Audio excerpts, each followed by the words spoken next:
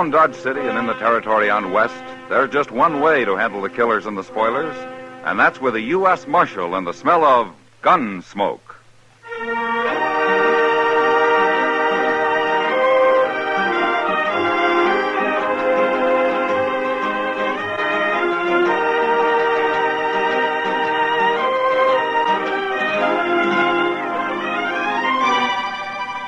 Gunsmoke, starring William Conrad. The story of the violence that moved west with young America. The story of a man who moved with it. Matt Dillon, United States Marshal.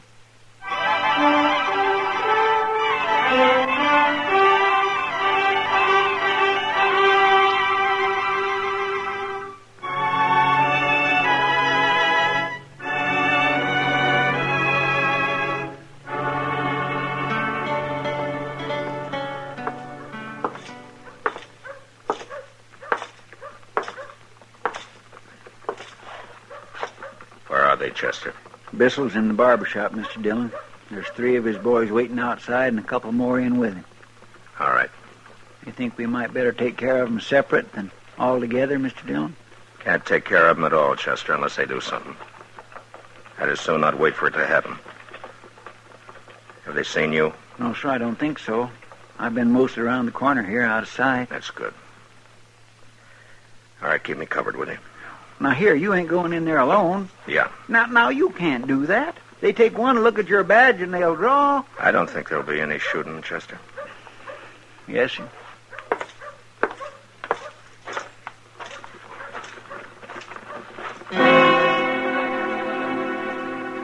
I started across the street to Stapley's barber shop, and I saw 3 gunmen lounging outside. They didn't directly look at me, but they knew I was coming over because their hands slipped down and hung an easy distance from their guns. One of them I recognized as Buffalo Mason, a cowboy who found more money working for Frank Bissell as a gunman than driving cattle up from Texas. The other 2 I'd never seen, but I knew the kind. By the time I'd crossed the street, they'd moved. Stood on either side of the door. You want something, Marshal? I hear your friend Frank Bissell's inside. He might be. Seems to me I told you you weren't to show your nose around here again, Mason. You remember? Not rightly, Marshal. Did you say that? Yeah, I said that. Get away from the door. I got a word or 2 to say to Bissell. Well, how's about you tell me the word, Marshal? I'll pass it along. Frank is kind of busy right now. If I wanted to tell you, I wouldn't be needing to tell him, would I? Well, that's so, Marshal. How come you to take all this talk, Buffalo? Why don't you just kick him out in the street? What's your name? Hey, Joe. All right, you 2. Take your pal over to the water barrel there and cool him off. Move. Get his shoulder, Buffalo.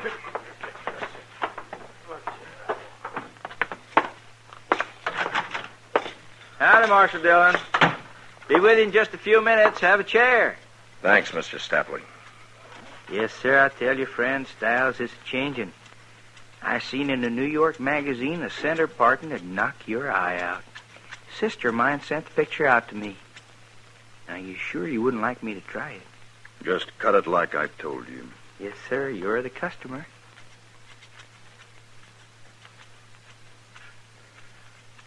Tom, Yes, Frank? tell Mr. Dillon to step around here where I can see him.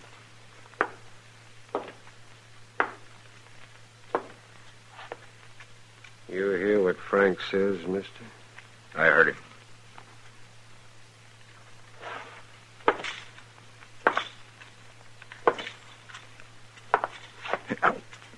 Take it easy, Barber. You're pulling my hair in the back. Oh, I'm sorry, sir. You know what I can see in the mirror, Mr. Dillon? A lot of things, I guess. I can see outside the door. I saw a friend of mine out there a minute ago. And I saw a fella whip him on the head with his 6-gun. That's funny. I saw the same thing. My friends don't like being buffaloed. Well, they should have done something about it. They should. Maybe they will. Maybe. Now, I got something to say, Bissell. Bissell? Frank Bissell? Keep on cutting, Barber. I ain't cut no killer's hair. No, sir. If I'd known who you was, I never... You heard him. Finish. It's all right, Mr. Stapler. You go ahead. Yes, sir. I know your reputation, Bissell, but right now I got no cause to arrest you. So far as I know, you're clean in this territory. Yeah? But you're not staying here. As soon as you're through in that chair, you and your pals are getting out of Dodge. Well, we just got here, Mr. Dillon. We thought we'd put over for a spell. Here you got mighty fine entertainment here. It doesn't start till after nightfall, and you're going to be gone by then. Funny thing, Mr. Dillon, I've heard a lot of talk about you. Buffalo Mason says he had a run-in with you a few months back. I thought you were a different man to what I see. So? So, you're not much. Kind of windy, but not much. Tom, give the marshal a $5 piece and show him the door. That's for your duty, Mr. Dillon. Are you all through with him, Mr. Stapley? Yes, sir. I'm all through. Okay. Now get up out of that chair, Bissell. I knew what they meant about Frank Bissell when I saw him smile as he got out of his chair. It was the smile of a man who says one thing with his lips and another with his eyes. He reached down to his holster and then around to his pocket, pulled out a bill and passed it to the barber. He'd made his move like he wanted to get me to draw. And when I didn't bite, he pulled his hat off the peg and came over to me. The two boys with him went past us and waited by the door. It's like I say, Mr. Dillon, my boys and I are here for some resting and playing. Now, if you want a private little war, you can start gunning for us any time you want. But you'll have to start it. You've got until sundown to leave town, Bissell. Marshal, you didn't hear what I said at all. Sundown. If you're still around after that, you'll all go to jail. We don't want any trouble. We want to take it nice and easy. You take it easy, too, huh? I'll be seeing you.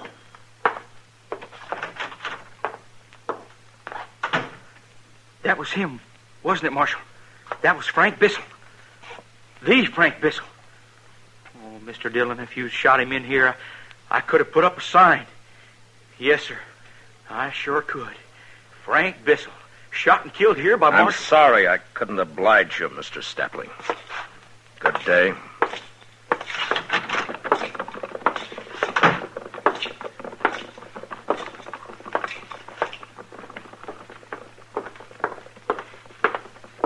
Mr. Dillon? Yeah, Chester. They're getting out, huh? I didn't think it'd be as easy It as isn't. that. Yes, sir, but look, they're riding right I gave on them until sundown. Oh, that's about 2 hours. Hey, you know, Mr. Dillon, in 2 hours, them boys can do an awful lot of trouble. They try and there's going to be trouble. Yes, sir. You want me to follow her and see where they go? No. Now we'll wait back at the office. On the way back, I stopped at the saloons and told the boys to send out word if Bissell and his gang came in after sundown. I told them I'd be waiting in the office. When I got to the Texas Trail, Kitty was leaning against the bar, singing. A half a dozen cowboys were standing around, drinking, but listening quietly. It was a kind of a sad song. Home on the range, where the deer and the antelope play, where seldom is heard a discouraging word, and the skies are not cloudy all day.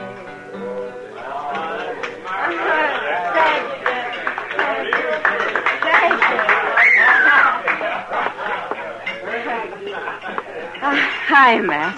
Chester. Evening, Miss Kitty. Kitty? Well, never heard that song before. Well, I haven't either. Fellow was in a while back, brought it by. He wrote out the words for me. It's nice, isn't it? Yeah, it's fine. Say, Kitty, There might be a little trouble tonight. Oh? Yeah, Frank Bissell and his boys are in town. I heard. It's all over town. I know. Let me know if they come in, will you? Sure, Matt. Okay. I'll see you. So long. So long.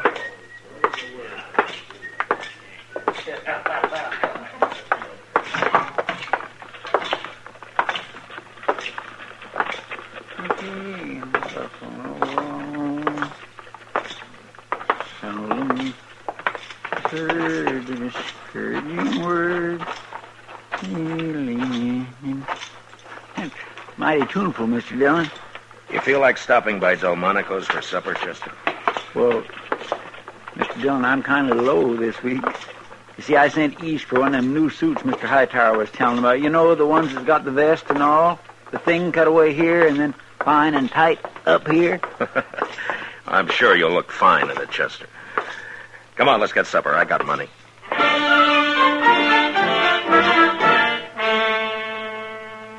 It was about sundown when we got through supper. I'd gone in Delmonico's mostly with the idea that Bissell would head there himself. That way I could get the thing over before it got really started. But he didn't oblige. Not until Chester and I were getting up from the table.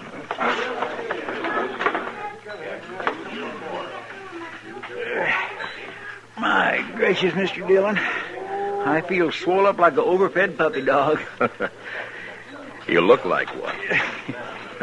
Mr. Dillon, look. Coming in. Yeah, I see him. All right, let's go. Man, I'm hungry. I could eat me one of...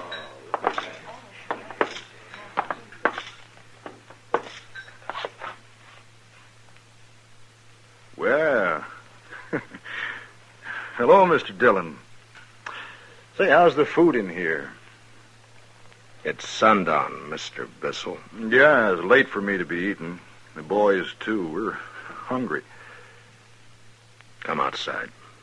Mr. Dillon, we just came in for a nice, quiet meal. You don't want trouble with all these people in here, Mr. Bissell. Now, you do as I say. Outside, come on. Huh? You want to start trouble, Marshal? Buffalo, where's your manners? There's women folk in here that might get hurt if shooting started. Frank, you heard... You heard what I said. Besides, Mr. Dillon isn't going to do anything. He's just got to make noise like he does. So people will think he's doing his job. Well, Mr. Dillon, I sure would like to stay and talk, but... All right. All right, go ahead and eat, Bissell. I'll be waiting for you outside. Sure. You do that, Mr. Dillon. You wait for me outside.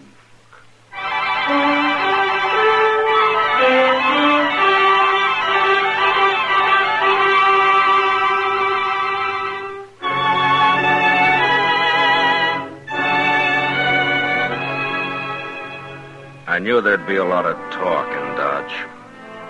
Some would say that I should have drawn on Frank Bissell and his gang right then in Delmonico's.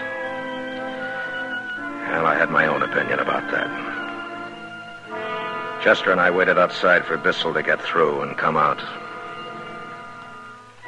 By that time, the word was out, and it sounded like every cowboy, bullwhacker, and buffalo hunter in Dodge was hanging around waiting to see the fun. It was dark then, and the moon was rising. A lot of them boys has come up from the other side of the tracks, Mr. Dillon. I know. You got any tobacco on you, Chester? Yes, sir, right here in my... You want I should tell them to get on back? Here you are, sir. Thanks. Now, I tell you, Chester, most of those men have come to a show.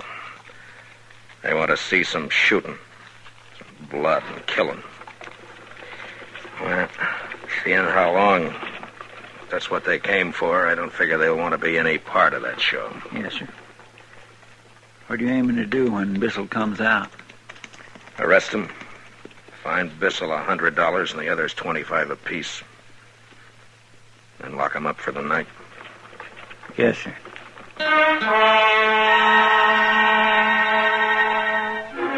The crowd got bigger, and it got quieter, too. standing on both sides of the street with a respectable distance between themselves and the entrance to Delmonico's, where Chester and I waited. It was going on 8:30 when the door opened, and Frank Bissell stepped out, his boys following after him.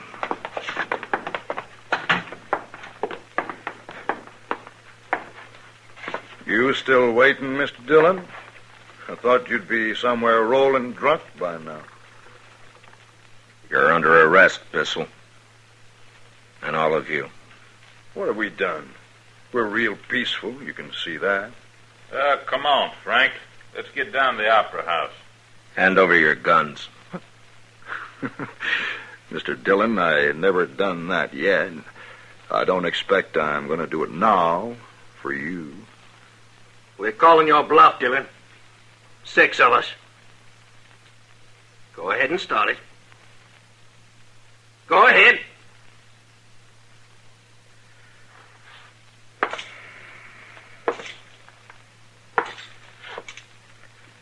I don't want any killing, Bissell. Now you come in quietly. No, Mr. Dillon. I'd made up my mind even before he answered because I knew he wouldn't back down. And the crowd was watching. And in that same second, through the window of the restaurant, I saw the figures of 2 women and a child making for the door. They were right in line with any shooting I might do. Bissell and the others were directly in front of them. And now they had their guns drawn. And mine was still in its holster.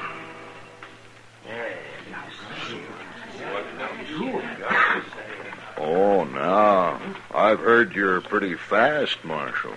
We'll talk, Frank. Lots of talk, that's all. Sure. Now, you be a good fellow and go about your business. We're going down to the Opera House. Don't come looking around because next time we might have to be real painful with you.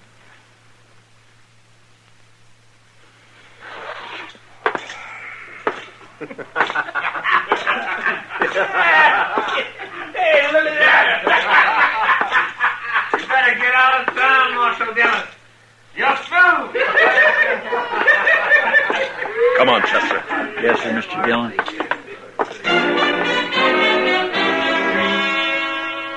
I'd made 2 mistakes. First going to Delmonico's and figuring I could bluff him out of town without any shooting. And then not getting Bissell away from the restaurant door before calling him. And it wasn't good. A lot of drifters in Dodge were going to take advantage of the situation before the night was out. Law officers don't live long when they make mistakes. Chester and I headed for the Texas Trail. You going to let them get away with that, Mr. Dillon? For a while. My gracious, Mr. Dillon, they spit right in your eye, every one of them. You ain't going to take it, are you? I made a mistake, Chester. Now I got to make it right. Yes, sir, I know, but this will be all over town. Mr. Dillon, will you tell me why you didn't draw and get it done? I had my reasons, Chester.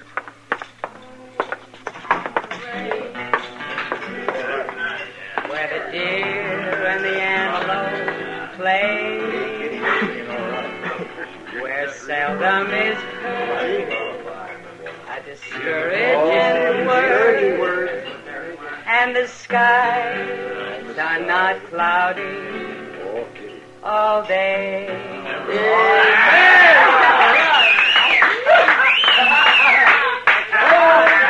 Matt, I heard you were waiting for Bissell over at Delmonico's. I was worried.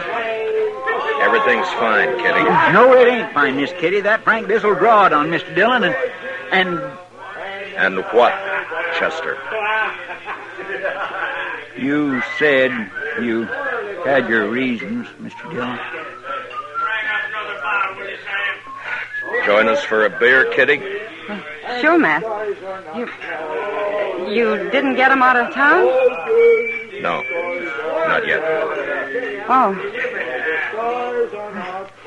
They liked the song. Did you hear?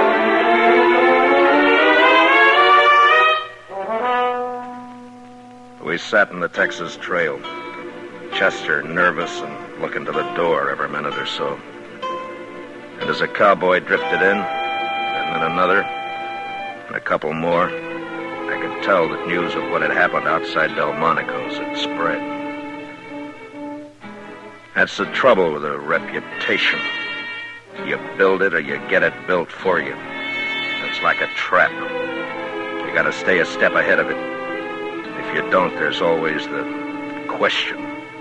Even with the people you think you know real well. Like Chester and Kitty. And I knew they were wondering why I'd backed down. I let a half hour go by, which I calculated was enough time for Dodge to make a hero out of Bissell. And then it was time to go.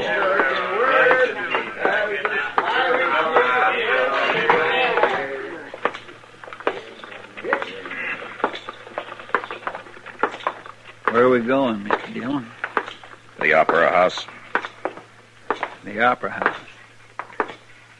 That's where they've gone, ain't it? That's right. Well, good. I want you to stay out of this, Chester. Oh, now, Mr. Dillon... You heard what I said. Yes, sir.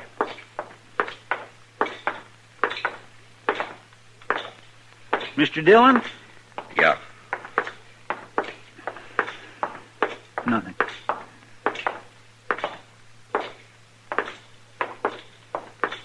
Now remember what I said, Chester. Keep out of it until you're told. All right, Mr. Dillon, I will. It was between shows at the Opera House, and most all the customers were in the saloon next door. Bissell was at the bar, and his pals were around him, and a dozen or more newfound friends standing him drinks. Yeah, the news had got around all right. And the gunman was a hero. He'd made the law back down.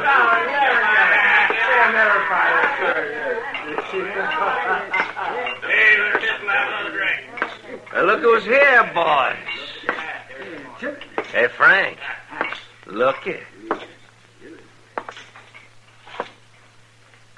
Marshal Dillon. Didn't I get through telling you a while back? Are you drunk, Bissell? I never get drunk, Mr. Dillon. Well, I'm glad to hear it. All right, you other men, get away from the bar, quick. You six stay where you are. I'm telling you. Now, anybody who wants to stay with Bissell and his gang's going to get hurt. Now, you move.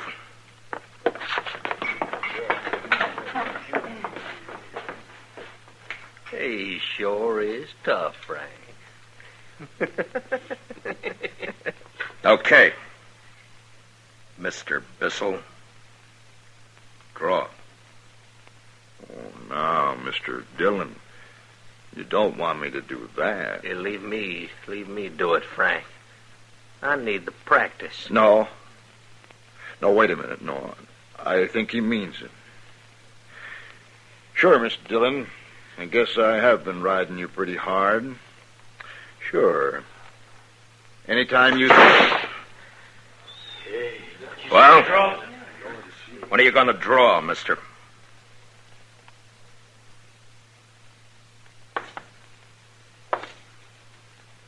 I'm going to tell you something. I could have hit you in the belly as easy as making a hole in the wall. But I don't like killing. Now, you're under arrest, all of you. Chester. Yes, sir. Keep them with their arms up. Yes, sir. Now, you. Take off your guns, Bissell. I said take off your guns and do it now. All right, put them on the bar.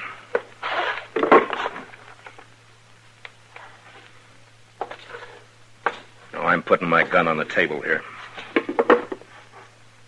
If I'm not on my feet to get it when you and I are finished, it's yours.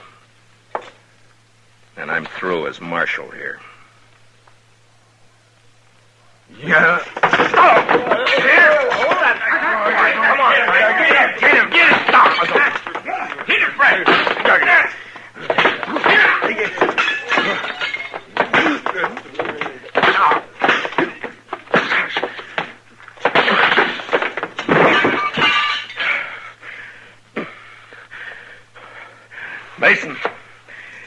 him up. You help him. We're all going down to the jail. Let's get Carry him with you.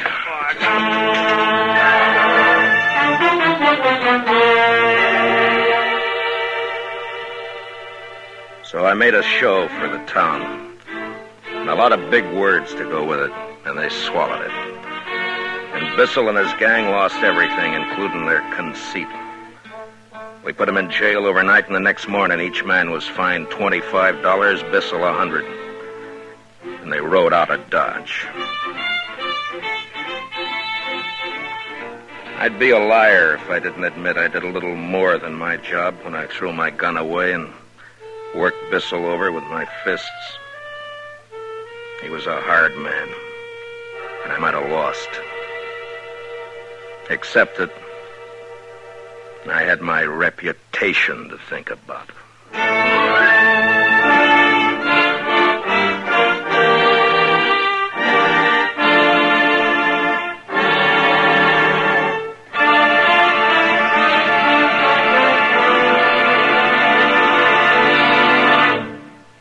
Gunsmoke, under the direction of Norman Macdonnell, stars William Conrad as Matt Dillon, U.S. Marshal. Tonight's story was specially written for Gunsmoke by Anthony Ellis, with music composed and conducted by Rex Corey. Featured in the cast were John Daner, Lawrence Dobkin, Barney Phillips, Jack Crucian, and Howard McNear. Parley Bear is Chester, and Georgia Ellis is Kitty. Gunsmoke is heard by our troops overseas through the facilities of the Armed Forces Radio Service. Join us again next week as Matt Dillon, U.S. Marshal, fights to bring law and order out of the wild violence of the West in Gunsmoke.